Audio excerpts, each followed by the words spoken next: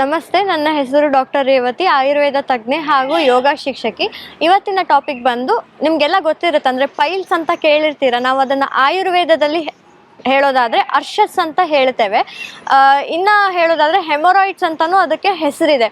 ಇದು ಇವತ್ತಿನ ಸಂಚಿಕೆಯಲ್ಲಿ ಇದರ ಬಗ್ಗೆ ನಾವು ತಿಳಿತಾ ಹೋಗೋಣ. ಅಂದರೆ ಇದು ನಿಧಾನ ಅಂದರೆ ಕಾರಣ, ಯಾವ ಕಾರಣದಿಂದ ಇದು ಉತ್ಪತ್ತಿ ಆಗುತ್ತೆ ಅಥವಾ ಇದರ ಲಕ್ಷಣಗಳೇನು, ತದನಂತರ ಆಯುರ್ವೇದದಲ್ಲಿ ಇದ್ರ ಬಗ್ಗೆ ಏನು ಉಲ್ಲೇಖ ಇದೆ, ಅಂದರೆ ಯಾವ ಒಂದು ಹಣ್ಣುಗಳಾಗಿರ್ಬೋದು, ತರಕಾರಿಗಳಾಗಿರ್ಬೋದು, ಅಥವಾ ಏನೇನು ಪ್ರಿಪ್ರೇಷನ್ಸ್ ಮಾಡೋದ್ರೆ ಅಥವಾ ತರಕಾರಿಗಳನ್ನು ಯಾವ ರೀತಿ ಉಪಯೋಗಿಸೋದ್ರಿಂದ ಈ ಒಂದು ರೋಗ ಲಕ್ಷಣವನ್ನು ನಾವು ನಿಯಂತ್ರಣದಲ್ಲಿ ತರ್ಬೋದು ಅನ್ನೋದು ಇವತ್ತು ನಾವು ನೋಡ್ತಾ ಹೋಗೋಣ. ಮೊದಲಿಗೆ ಇದರ ಕಾರಣ. ಪೈಲ್ಸ್ ಅಥವಾ ಹೆಮೊರಾಯ್ಡ್ಸ್ ಸಾಮಾನ್ಯವಾಗಿ ಇವಾಗ ಎಲ್ಲರಿಗೂ ಗೊತ್ತಿರೋ ಹಾಗೆ ತುಂಬ ಕುತ್ಕೊಳ್ಳೋದು. ಅಂದರೆ ಇವಾಗ IT ವರ್ಕರ್ಸ್ ಆಗಿರ್ಬೋದು ಅಥವಾ ಏನಾದರೂ ನಿಮ್ಮದು ಡೆಸ್ಕ್ ಜಾಬ್ ಅಂತ ಹಾಗೇನಾದರೂ ಆದಾಗ ತುಂಬ ಕುತ್ಕೊಳ್ಳೋದು, ಅಂದರೆ ಫಿಸಿಕಲ್ ಆ್ಯಕ್ಟಿವಿಟಿ ಇಲ್ಲದೇ ಇರೋ ಕಾರಣಗಳಿದ್ದಾಗ. ಆಮೇಲೆ ಕೆಲವೊಮ್ಮೆ ಸಿವಿಯರ್ ಕಾನ್ಸ್ಟಿಪೇಷನ್ ಇರುತ್ತೆ. ಇವಾಗ ಡ್ರೈಡ್ ಫುಡ್ಸ್ ತಿಂದಾಗ ಅದೆಲ್ಲ ತಿಂದಾಗ ಏನಾಗುತ್ತೆ, ಅವಾಗ ನಾರಿನಂಶ ನಮ್ಮ ಆಹಾರದಲ್ಲಿ ಇಲ್ಲದೆ ಇರೋ ಸಮಯದಲ್ಲಿ ನಿಮಗೆ ಕಾನ್ಸ್ಟಿಪೇಷನ್ ಇಶ್ಯೂಸ್ ಶುರು ಆಗುತ್ತೆ. ಅಂದರೆ ಮೋಷನ್ಸ್ ಸರಿಗೆ ಕ್ಲಿಯರ್ ಆಗ್ತಾ ಇರಲ್ವ, ಅಥವಾ ಫೋರ್ಸ್ಡ್ ಆಗಿ ಮೋಷನ್ಸ್ನ ನೀವು ಪಾಸ್ ಮಾಡುವಂತಹ ಪರಿಸ್ಥಿತಿ ಬಂದಿರುತ್ತೆ. ಆವಾಗ ನೀವು ಏನು ಮಾಡ್ತೀರಾ, ಅದು ಸರಿ ನಾನು ನೀರು ಕುಡಿದ್ರೆ ಸರಿ ಹೋಗ್ಬಿಡತ್ತೆ, ಅಥವಾ ನಾನು ಈ ಒಂದು ಪೋಸ್ಚರ್ ಮಾಡಿದ್ರೆ ಸರಿ ಹೋಗುತ್ತೆ ಅಂತ ಅಂದ್ಕೊಂಡು ಆ ಒಂದು ಸಿಂಪ್ಟಮನ್ನು ನಾವು ತುಂಬ ಅವಾಯ್ಡ್ ಮಾಡ್ತಾ ಬಂದಾಗ, ಅಂದರೆ ಕಾನ್ಸ್ಟಿಪೇಷನನ್ನು ತುಂಬ ಅವಾಯ್ಡ್ ಮಾಡ್ತಾ ಬಂದಾಗ ಏನಾಗುತ್ತೆ, ಅದು ಸಿವಿಯರ್ ಕಾನ್ಸ್ಟಿಪೇಷನ್ ಇಶ್ಯೂಸ್ಗೆ ಹೋಗಿ ನಿಮ್ಮ ಒಂದು ಮಲ ವಿಸರ್ಜನೆ ಮಾಡುವಂತಹ ಜಾಗದಲ್ಲಿ ಇನ್ಫ್ಲಮೇಷನ್ ಶುರು ಆಗುತ್ತೆ. ಮೊದಲಿಗೆ ಇನ್ಫ್ಲಮೇಷನಿಂದ ಶುರುವಾಗಿ ತದನಂತರ ಅದು ಗಡ್ಡೆಯಾಗಿ ಕನ್ವರ್ಟ್ ಆಗಿ ನಿಮಗೆ ಇಂಟರ್ನಲ್ ಹೆಮೊರಾಯ್ಡ್ಸ್ ಅಥವಾ ಎಕ್ಸ್ಟರ್ನಲ್ ಹೆಮೊರಾಯ್ಡ್ಸ್ ಆಗಿ ಅದು ಕನ್ವರ್ಟ್ ಆಗೋದು. ಇನ್ನು ಬೇರೆ ಕಾರಣಗಳು ಹೇಳ್ತಾ ಹೋದರೆ, ತುಂಬ ಖಾರದ ಆಹಾರವನ್ನು ನೀವು ತಗೊಂಡಾಗ, ಅಂದರೆ ತುಂಬ ಉಪ್ಪು, ಖಾರ, ಹುಳಿ ಈ 3 ಕಾಂಬಿನೇಷನ್ ಇರುವಂತಹ ಆಹಾರವನ್ನು ತುಂಬ ತಗೊಂಡಾಗ, ಅಂದರೆ ಬೇಸಿಗೆಗಾಲದಲ್ಲಿ ಸ್ಪೆಷಲಿ, ಆಮೇಲೆ ಮಧ್ಯಾಹ್ನ ಅಥವಾ ಪಿತ್ತ ಕಾಲದಲ್ಲಿ ಸಾಮಾನ್ಯವಾಗಿ ತಗೊಂಡಾಗ, ಅಥವಾ ಲೇಟ್ ನೈಟ್ ಊಟ ಮಾಡೋರು ಇರ್ತೀರ, ಅಂಥ ಸಿಚುವೇಶನ್ನಲ್ಲಿ ಇಂಥ ಅಂದರೆ ತುಂಬ ಉಪ್ಪು, ಖಾರ, ಹುಳಿ ಅಂತ ಆಹಾರಗಳನ್ನು ತಗೊಂಡಾಗ ನಿಮಗೆ ಈ ಒಂದು ಸಿಂಪ್ಟಮ್ ಅಥವಾ ಈ ಒಂದು ತೊಂದರೆ ಕಾಣಿಸ್ತಾ ಬರುತ್ತೆ.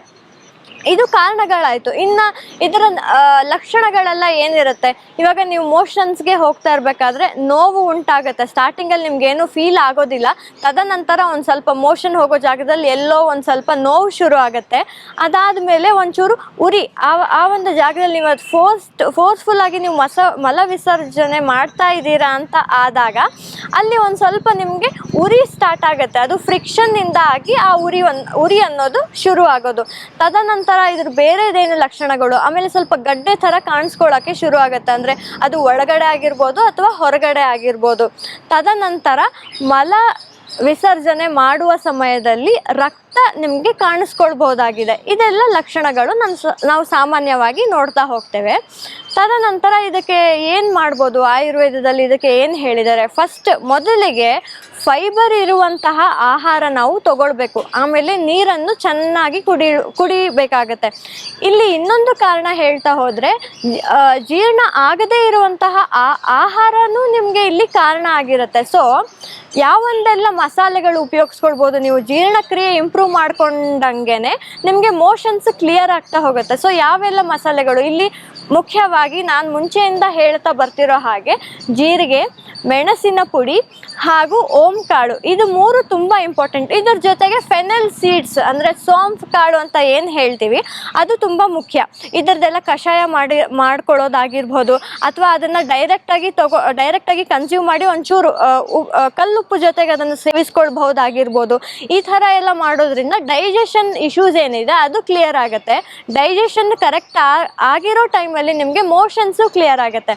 ಇಲ್ಲಿ ಇನ್ನೊಂದು ಏನಪ್ಪ ಅಂತಂದರೆ, ಫೈಬರ್ ರಿಚ್ ಆಹಾರ ಅಂತ ನಾನು ಏನು ಹೇಳ್ತಾ ಇದ್ದೀನಿ ಅದು ತುಂಬ ಇಂಪಾರ್ಟೆಂಟ್. ಅಂದರೆ ನೀವು ತರಕಾರಿಗಳನ್ನು ಇನ್ಕ್ಲೂಡ್ ಮಾಡ್ಕೊಳ್ಬೋದಾಗಿರ್ಬೋದು, ಅಥವಾ ಹಣ್ಣು ಹಂಪಲುಗಳನ್ನು ತಿನ್ನುವಂಥದ್ದಾಗಿರ್ಬೋದು. ಯಾವುದೆಲ್ಲ ಹಣ್ಣುಗಳು ಉಪಯೋಗಿಸ್ಕೊಳ್ಬೋದು, ಇಲ್ಲಿ ದಾಳಿಂಬರೆ ಹಣ್ಣು ತುಂಬ ಒಳ್ಳೆಯದು ಡೈಜೆಷನ್ಗೆ.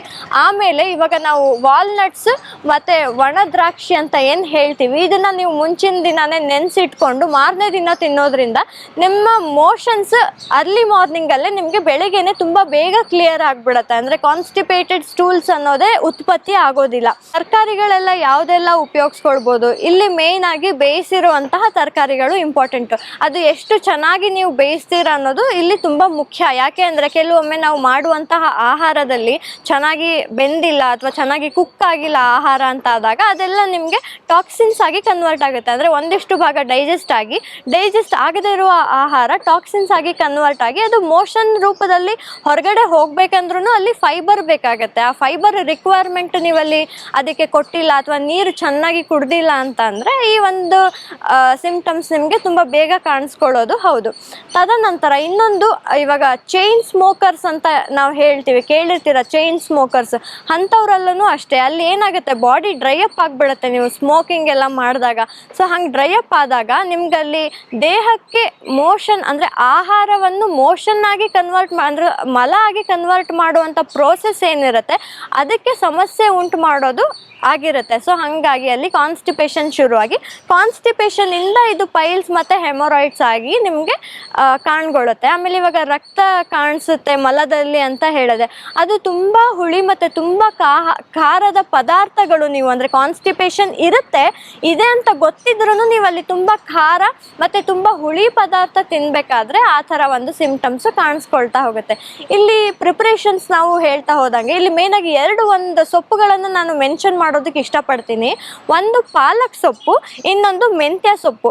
ಇದರಿಂದ ಮಾಡಿರುವಂತಹ ಯಾವುದೇ ಒಂದು ಪಲ್ಯ ಆಗಿರ್ಬೋದು ಅಥವಾ ರಸಮ್ ಆಗಿರ್ಬೋದು ಅಥವಾ ನೀವು ಸಾಂಬಾರು ರಸಮ್ ಏನೇ ಮಾಡ್ಕೊಂಡ್ರು ಅದು ತುಂಬ ಉಪಯೋಗಕರ. ಸಾಂಬಾರು ರಸಮ್ಗಿಂತ ಹೆಚ್ಚಾಗಿ ಪಲ್ಯದ ರೂಪದಲ್ಲಿ ನೀವು ಈ ಎರಡು ಪಲ್ಯಗಳಂದರೆ ಈ ಎರಡು ಸೊಪ್ಪಿನ ಪಲ್ಯಗಳನ್ನು ನೀವು ತಿನ್ನೋದ್ರಿಂದ ನಿಮ್ಮದು ಮೋಷನ್ಸ್ ಬೇಗ ಕ್ಲಿಯರ್ ಆಗುತ್ತೆ. ಯಾಕಂದರೆ ಅದು ರಿಚ್ ಇನ್ ಫೈಬರ್, ಅಂದರೆ ತುಂಬ ಫೈಬರ್ ಕಂಟೆಂಟ್ ಇರುತ್ತೆ. ಸೊ ಇದೇ ಥರ ನೀವು ಇದಕ್ಕೆ ಸ್ವಲ್ಪ ಬೇಯಿಸಿರುವಂತಹ ಕ್ಯಾರೆಟ್ ಅಂತ ನಾನು ಮುಂಚೆಯಿಂದ ಏನು ಹೇಳ್ಕೊಳ್ತಾ ಬಂದಿದ್ದೀನಿ, ಕ್ಯಾರೆಟ್ ಆಗಿರ್ಬೋದು ಅಥವಾ ಬೇರೆ ತರಕಾರಿನೇ ಆಗಿರ್ಬೋದು, ಇದನ್ನೆಲ್ಲ ಸೇವಿಸ್ತಾ ಬಂದಾಗ ನಿಧಾನವಾಗಿ ಕ್ರಮೇಣವಾಗಿ ಆ ಕಾನ್ಸ್ಟಿಪೇಷನ್ ಇಶ್ಯೂಸ್ ಕಮ್ಮಿ ಆದಂಗೆ ಈ ಒಂದು ಮಾಸ್ ಏನಿರುತ್ತೆ ಅಂದರೆ ಹೆಮೊರಾಯ್ಡ್ಸ್ ಪೈಲ್ಸ್ ಮಾಸ್ ಏನಿರುತ್ತೆ ಅದು ರೆಡ್ಯೂಸ್ ಆಗ್ತಾ ಬರುತ್ತೆ. ಯೂಶಲಿ ನೀವು ಡಾಕ್ಟರ್ಸ್ ಹತ್ರ ಹೋದಾಗ ನಿಮ್ಗೆ ಅವರು ಹೇಳ್ಬೋದು ಅಂದರೆ ತುಂಬ ಲೈಟ್ ಫುಡ್ಸ್ ನೀವು ತಗೊಳ್ಳಿ ಅಂತ ಹೇಳ್ತಾರೆ. ಯಾಕೆ ಅಂತಂದರೆ ಅಲ್ಲಿ ಆ ಹೆಮೊರಾಯ್ಡ್ ಫಾರ್ಮೇಷನ್ ಏನಿರುತ್ತೆ ಅದು ಇನ್ಫ್ಲಮೇಷನ್ ಇಂದ ಆಗಿರುತ್ತೆ. ಇನ್ಫ್ಲಮೇಷನನ್ನು ಕಮ್ಮಿ ಮಾಡುವಂತಹ ಆಹಾರಗಳು ಯಾವುದೆಲ್ಲ ಅಂತ ಹೇಳೋಕ್ಕೋದ್ರೆ ಸಾಮಾನ್ಯವಾಗಿ ಲೈಟ್ ಫುಡ್ಸ್, ಜೀರ್ಣಕ್ರಿಯೆಗೆ ತುಂಬ ಅನುಕೂಲಕರವಾದಂತಹ ಆಹಾರಗಳನ್ನು ತಗೊಂಡಾಗ ಆ ದೇಹದಲ್ಲಿ ಆಗ್ತಿರುವಂತಹ ಇನ್ಫ್ಲಮೇಷನ್ ಕಮ್ಮಿ ಆಗುತ್ತೆ. ಅದು ಕಮ್ಮಿ ಆದಂಗೆ ಆ ಒಂದು ಪೈಲ್ ಮಾಸ್ ಏನಿರುತ್ತೆ ಅಥವಾ ಹೆಮೊರಾಯ್ಡ್ ಮಾಸ್ ಏನಿರುತ್ತೆ ಅದು ಕಮ್ಮಿ ಆಗ್ತಾ ಬರುತ್ತೆ. ಸೊ ಆ ಕಾರಣಕ್ಕೆ ಕಾನ್ಸ್ಟಿಪೇಷನಲ್ಲಿ ನೀವು ಎಷ್ಟು ಕಾನ್ಸ್ಟಿಪೇಷನ್ ಮತ್ತು ಇವಾಗ ಹೆಮೊರಾಯ್ಡ್ಸ್ ಅಥವಾ ಪೈಲ್ಸ್ ಬಂದಿದೆ ಅಂತಂದರೆ ಎಷ್ಟು ನೀವು ನೀರು ಕುಡಿತೀರಾ, ಹಾಗೆ ಎಷ್ಟು ಫೈಬರ್ ರಿಚ್ ಫುಡ್ಸ್ ತಿಂತೀರಾ, ಅದ್ರ ಮೇಲೆ ನಿಮಗೆ ಈ ಒಂದು ರೋಗ ಲಕ್ಷಣಗಳಾಗಿರ್ಬೋದು ಅಥವಾ ಈ ಒಂದು ಡಿಸೀಸ್ ಸಿಂಪ್ಟಮ್ನ ನೀವು ಕ್ರಮೇಣವಾಗಿ ಕಮ್ಮಿ ಮಾಡಿಕೊಂಡು ಪೂರ್ತಿ ಮೂಲದಿಂದನೇ ನಿರ್ಮೂಲನೆ ಮಾಡ್ಕೊಳ್ಬೋದಾಗಿದೆ. Thank you.